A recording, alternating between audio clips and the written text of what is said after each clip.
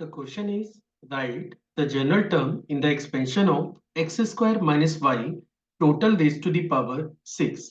So let's see how we are going to solve the given problem. तो चलिए शुरू करते हैं.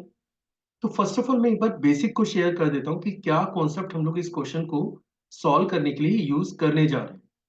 अगर आपके पास एक बाइनोमियल एक्सप्रेशन है which is x plus y total raise to the power n.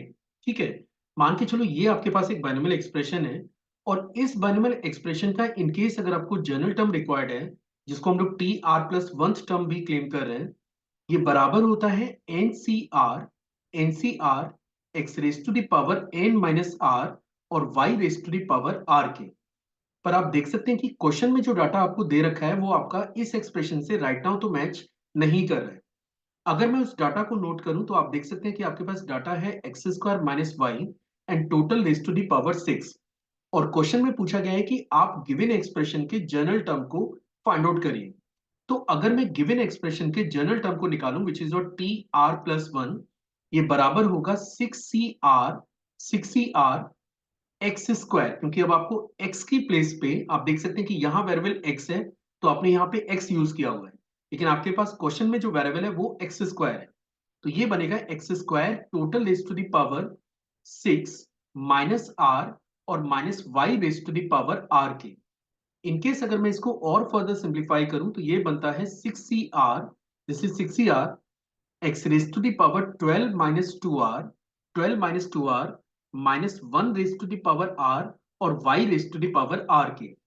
अब क्योंकि क्वेश्चन में केवल आपको ये पूछा गया था कि आप इसके जनरल टर्म को फाइंड आउट करिए, तो जनरल टर्म को आप लिख सकते हैं t r plus one is equal to, इसे आप लिख पाएंगे सबसे पहले minus one raise to the power r आप लिख सकते हैं, इसके बाद 6 आर लिख सकते हैं, x raise to the power 12 minus 2 r आप लिख सकते हैं और y raise to the power r आप लिख सकते हैं.